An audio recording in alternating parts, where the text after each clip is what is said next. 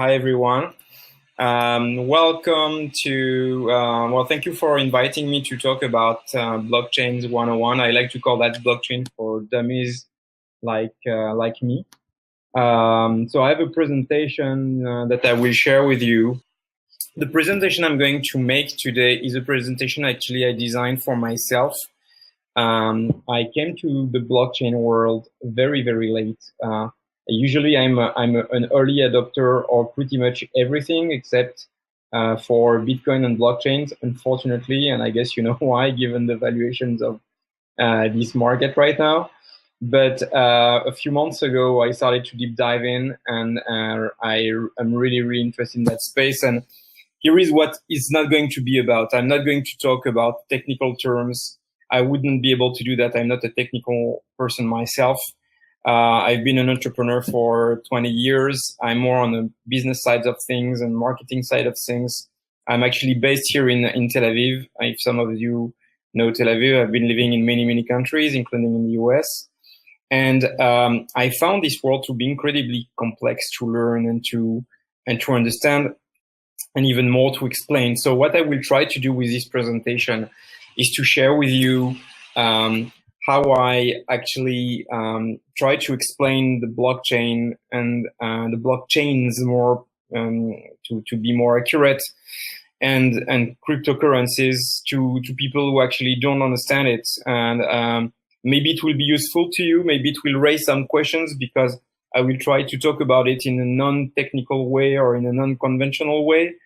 And maybe that will be helpful for your understanding, even if you are an expert, and maybe give some zoom out perspective on what's going on. So let's start with, all right, so the screen sharing is not always easy because I have to pick the application. So let's start with the beginning, right? So the reason, why do we need blockchain? Why is there something like that happening today?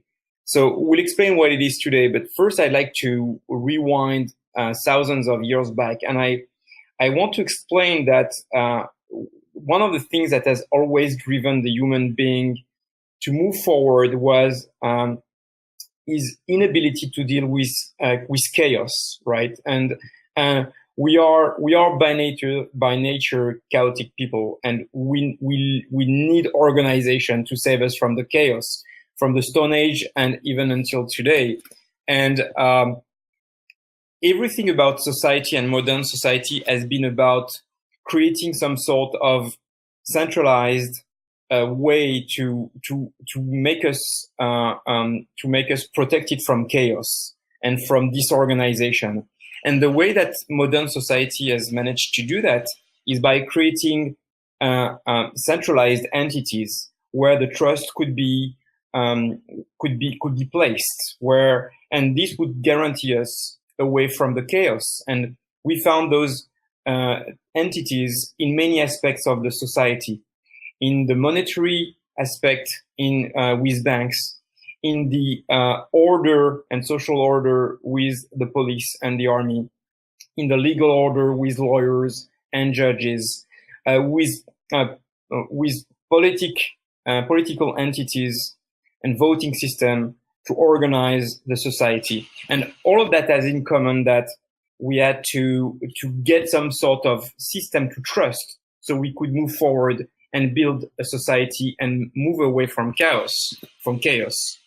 The problem is that even moving fast forward, it could not make everyone happy. There is a fundamental distrust in the system, even if we move forward in our modern age. And to be frank, actually, this is not something abnormal. Like I said, from our young age, we're used to chaos. So this is what we do as human beings. We're not organized people. We need something to organize to organize ourselves and to be able to organize the trust. If we move a little bit forward and we go to the internet age, the digital age, so we moved past the modern society, the agrarian era and industrial era, came the computers and the connected computers. we realized that it was actually the same with computers and internet. Everything has been centralized with the internet. Domain names as registrars. E-commerce is organized around companies that centralize the trust to buy something with eBay and PayPal. Social networks is the same. And what we've seen with the internet is actually the same that we've seen with society for ages, is organizing trust around central entities that capitalize that trust. The problem is that actually doesn't work. It doesn't work that well. All those entities somehow are being hacked. We've got all the news around that every day. Equifax, Wells Fargo, Target, Yahoo, and thousands of companies have been hacked with data breaches that have devastating consequences. At such point that I don't know if you can see that drawing, but the banking system start to have serious trust issues, right? We can see that, man. It's a funny drawing, but actually that's what actually many of us don't like our banks and don't always trust them. We trust that the money is going to be there. We don't personally like the system itself, and somehow behind our mind we have some negative thoughts about the system.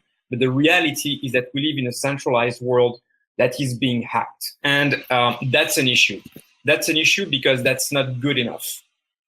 And we are in an era where the notion of trust and the consensus that has been to organize this trust in centralized entity has been damaged, is being damaged. And we need to use technology to improve that or to disrupt that. And I think if there was a way to summarize what blockchain do, is that they disrupt trust. They don't disrupt, they disrupt many things, but they start with the concept of trust being reorganized. And if you want, the way that I like to explain blockchains is a set of computers that are connected that you can trust. And the reason why this is happening, I don't know, the reason it matters is because we need something that works better than how things work today. Because we are more and more digital, and everything is working through our phones, through our computers, through our watches, through our TV that are connected. So we need better systems, and blockchains are this set of databases, and I call that computers to super simplify it, but computers that can be trusted. They are not centralized. There is not a central entity that is in charge. There are multiple computers that, through a protocol and a program, let's call that, I don't like the word protocol, run each other. There is some sort of digital consensus, right? The same way that for ages the consensus was to trust central entities, the consensus here is different. The consensus make computers work so that you can and solve complex mathematical problems and issues on a permanent basis to secure a system. And that's the consensus that blockchains bring. And there is an incentive to make them work, right? Because why would they do that? And they are because computers and the people that run them are rewarded. So blockchains are actually, I would say, a natural consequence of the way that society has evolved and the way that internet has been built so far. And of course, the first territory where blockchains have an application is of course money and financial systems. But there is much more, and we will talk about that. And that's why I call this presentation blockchains and not blockchain. One thing it took me a long time to understand is why is it so hard to really understand this sector, this topic. All right, it's been there for nearly 10 years, a little more maybe.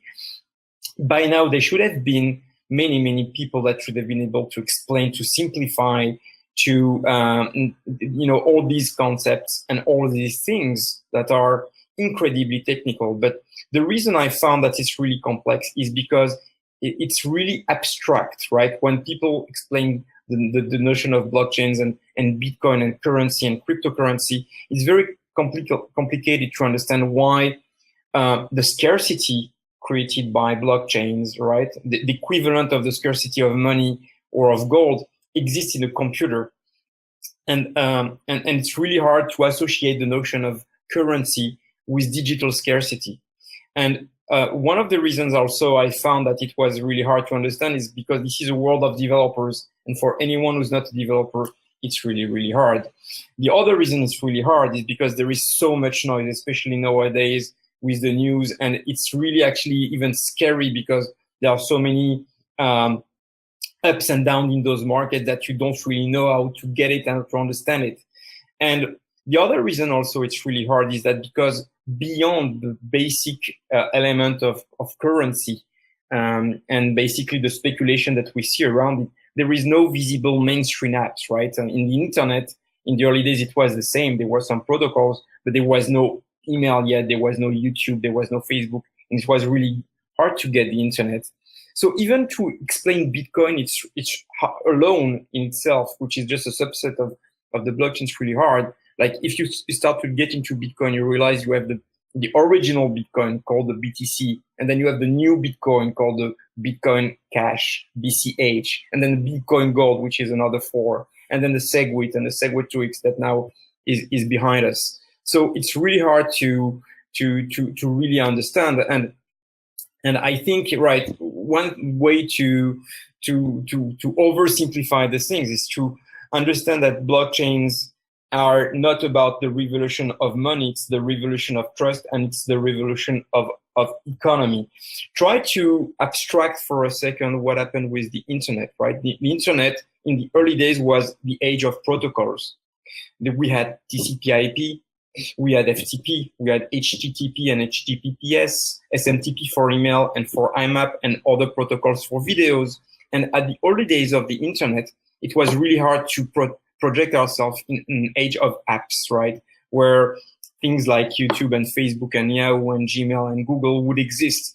Well, I think we're in about the same situation right here, is that we are building, the industry is building a set of financial applications and protocols, but not just that. And that it's hard to really grasp them, but we all feel that they will have a dramatic impact in our everyday life in some years to come. I'd like to point out a few expressions and jargon that I found really weird when I first arrived in that world. Maybe bring some light on some of them. Your mother, I don't know, she counts on you to understand blockchain very. So you want me to explain, Alex wants me to explain blockchain in very simple words. Well, I tried to do that before. Rico, you're just asking a question about smart contracts. We're going to talk about that. Alex, you can tell your mother that blockchains are actually a set of computers that you can trust in order to do things for you. We got 25 minutes left, so that's good. So we'll talk later on what kind of things those computers can do, but in simple terms, right, blockchains are going to remove any sort of middleman that we know in the economy. Anytime you can see a middleman, right, in the financial sector, in the real estate sector, in the legal sector, in the payment sector, in the travel sector, those middlemen are going to slowly disappear thanks to blockchain, because they are going to be replaced by trustable entities that are computers. That's the best way to, I think, to explain that. Now, let's go back to the presentation. And I will explain, Rico, the notion of smart contracts, because actually it's one of the words that is there here in the presentation. So just to go very quickly, like just some expressions that if you're new to the sector, you will find weird. And at the beginning, I because I'm not a trader myself, some of them come from the technical space, some of them from the financial space, and I don't come from either. So the first abbreviations you see on top are the abbreviations that you see for currencies, and that are themselves extract from the blockchains they were born from. So BCT/XBT are the ways that you can, that are, the Bitcoin is called, right, on different marketplaces. The original Bitcoin, BCH, is for Bitcoin Cash. And then the way to remember it is that there is the H in it. ETH is for Ethereum, which is a different blockchain from Bitcoin, which is built, which has been designed to build decentralized applications, or dApps. You will see so often the word dApps, decentralized application. Up is is a typical financial expression that you see when you see the wide moves of valuation of those currencies, right? Is because there is someone or a group of persons that have been organizing the pump, meaning the overvaluation or the dump, the low valuation, and play with that to make money artificially. Actually, this is probably what happened this weekend with Bitcoin Cash, where we've seen the rise of Bitcoin, and now it's been stabilized and went down, pump and dump. HODL is a typical expression you'll find in forums to say hold. Actually, it's originally it's a typo that has been written by someone on a Reddit forum, and since then it's been used by many to say that when you have a token, when you have a currency, you should hodl it, meaning you should keep it and not sell it. An exchange is a marketplace where you sell and you buy tokens, and a wallet is actually an equivalent of a wallet. It's a place where you actually store your in TXN is an abbreviation for transaction, right? So when you have a transaction, you just write TXN, and you will see that it's used in many places. Gas is the unit that is used to calculate the fee that you're going to pay on the transaction. A smart contract. So what is a smart contract? Rico has asked that question.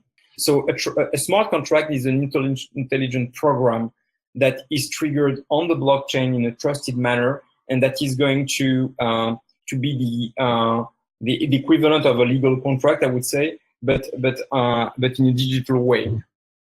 I don't know if I answer your question, Rico, but the best way to understand that is to say that smart contracts are small programs that are going to act the way you want it to deliver something that has value to you. What is gas? All right, Charles Blanc is asking what is gas. So when you send actually Ethereum through the blockchain to pay for something, you're going to participate in an ICO, you're going to send someone some money, you will have to define two things. You will have to choose the amount that you want to send, and you will have to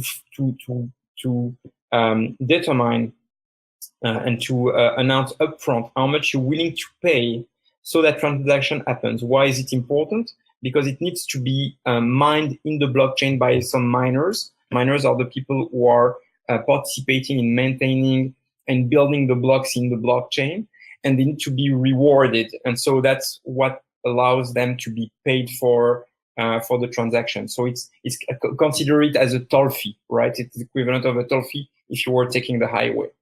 ICOs, you probably heard of ICOs. The best way to understand ICOs is a way to fund companies that are building services on the blockchain. It's the equivalent of Kickstarter. So I was explaining the notion of to the moon. So it was in the jargon. It's going to share the screen again. Oh, explain ICOs. Nancy wants some explanation on ICOs.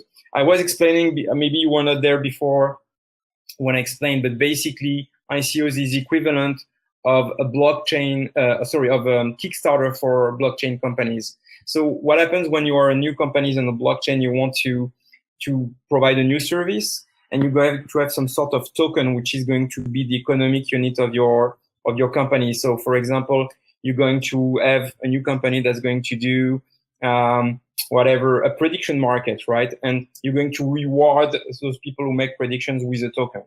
So that's your plan. That's what you want to do. But you don't have any money to build that. So you're going to come to the market and you're going to explain what you want to do. And you're going to offer to anyone who believes in your story to buy a token in advance, right? And the reason it's interesting is because you're getting, right now, a lot of money because people have a lot of, Bitcoins and Ethereum to invest.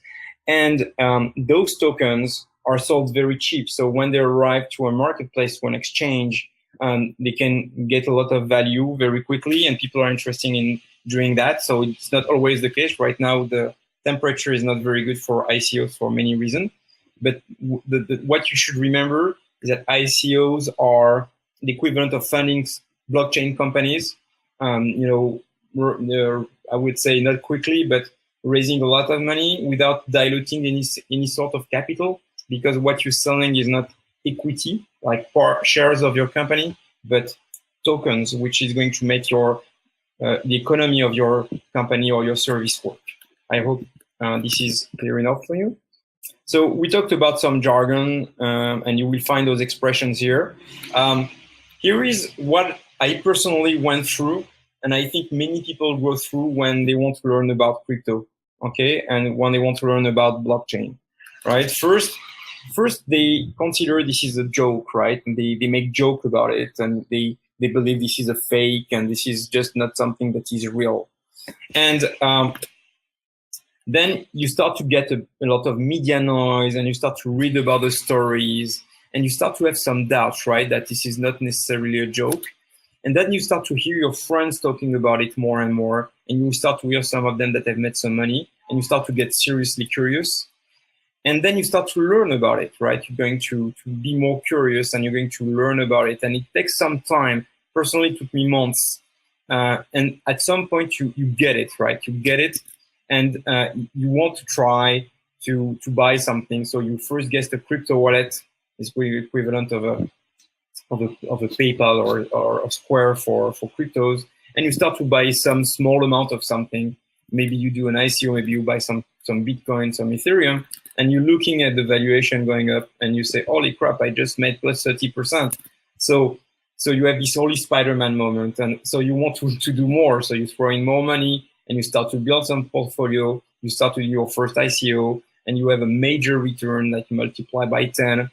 And then you want to do more ICOs, but then the return don't go so well. So you start to get into portfolio management, and then you start to diversify and to allocate your resources by learning more. So you get back to the learn more, but you also have some more doubts, and this cycle is feeding itself. So if you're new to crypto, or if you're not new, maybe you will remember these things. Maybe they will sound familiar to you. So blockchains, when are we going to get in an era that blockchains and cryptocurrencies are mainstream, are for everyone? Because like we said, right, in the early days of the internet, there were the era of protocols, and then came the apps, right, like 10 years later. But here we are 10 years in, and we're still not in an era of mainstreamization, I call it, right? We still see that it's really hard to get in, that it's really hard to explain, that it's really hard to use, that it's really hard to buy, and even harder to find real-life application. So what is missing right here? Well, the first thing that is missing is first much better security. We need to have much better security, and no matter how secure is a decentralized organization, there are still many, many holes in the pie. If you're following the news, you can hear about those very, very frequently. Just last week, one of the biggest wallet, Parity, has been by accident locked. Vulnerability has been discovered, and 300 million has been locked in, some of which money was coming from a major ICO. And this is happening in 2017. So things like that should not happen. And we need better security. People need to feel safer. Better UX, better user experience. Any service that you will use in the blockchain space is terrible in terms of user experience. When you've been used to the era of the internet, to the era of the iPhone, to the era of Android and mobile apps, and services in the blockchain space are incredibly bad, poorly designed, and it looks like they don't care about the user. So this needs to change. We need also better and faster protocols. Right now, you probably read some news that Bitcoin is incredibly expensive to mine. It costs a lot of electricity. It's actually pretty slow to send some Bitcoins to someone else.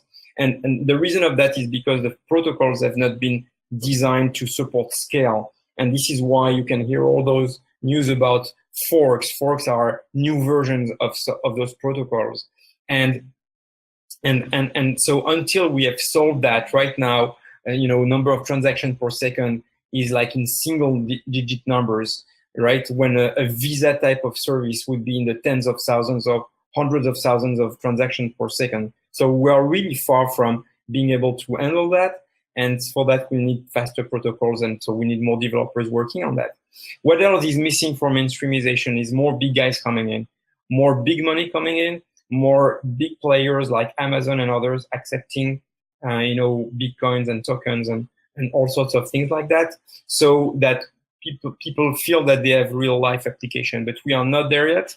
Still, even if we are not there yet, there is already a massive interest. If you're looking for Google Trend, or even here you can see the image on the right, it's App Store search trending keywords. You can see that Bitcoin and Coinbase were trending at some moment, and when people read about that in the news, they want to look for more information.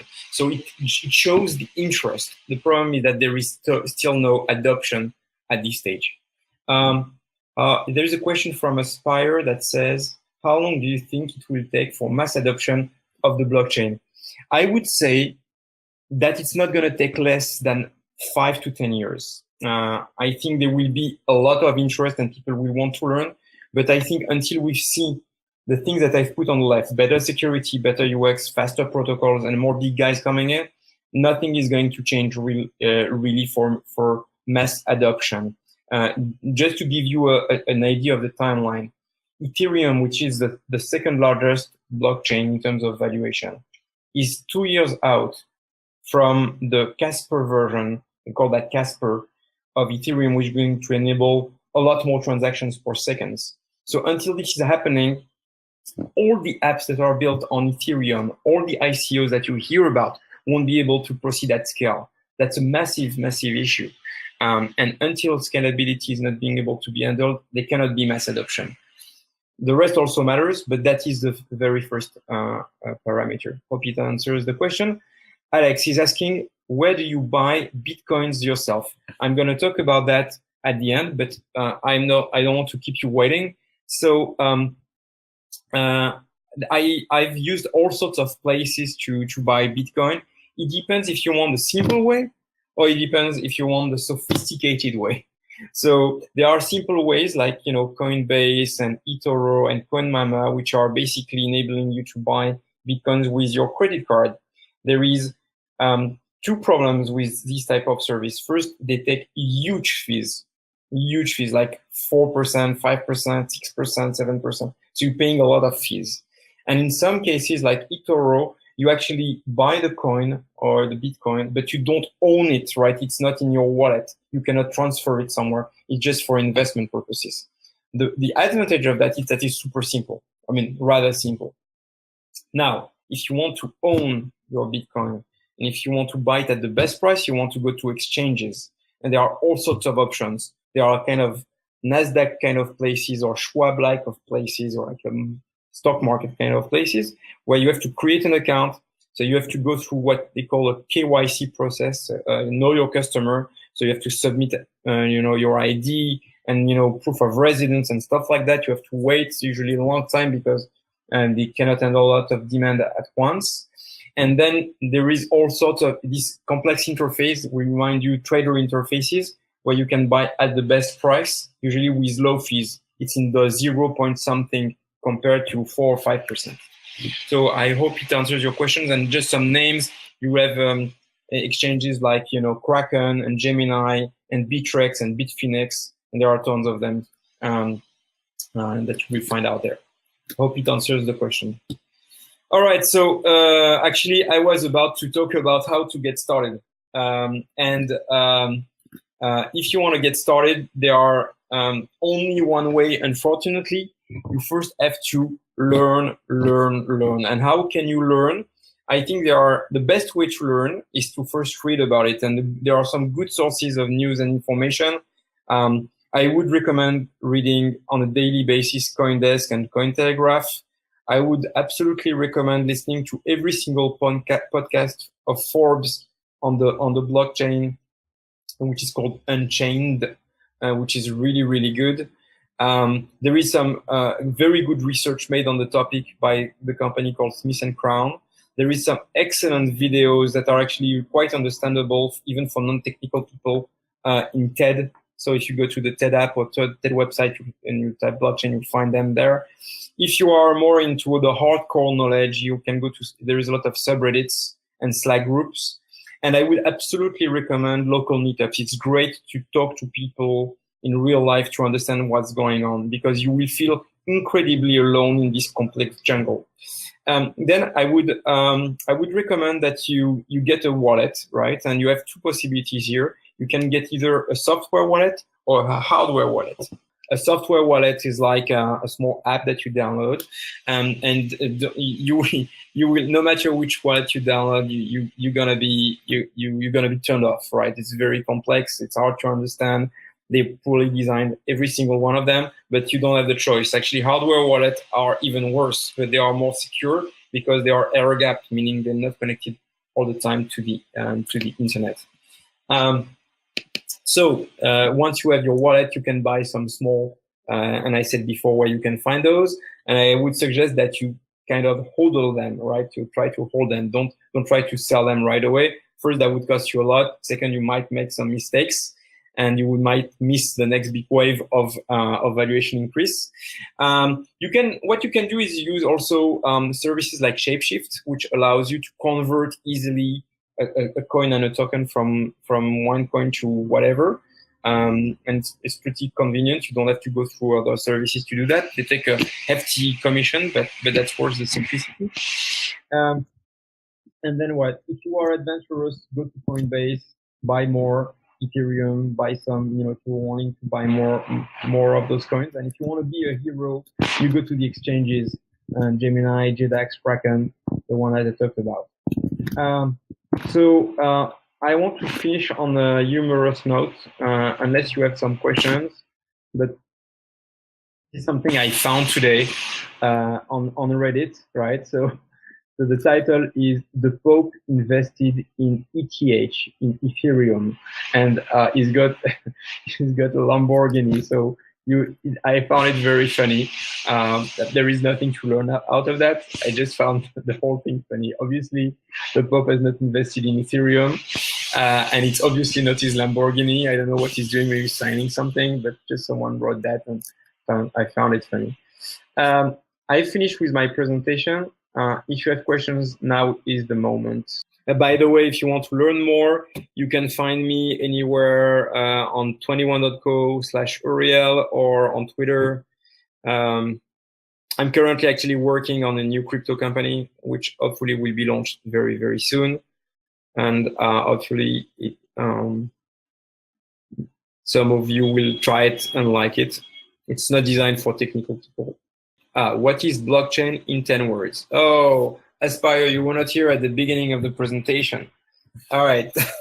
So blockchain in 10 words. Let's try to do it in less words. So the way I define it is blockchains are computers you can trust.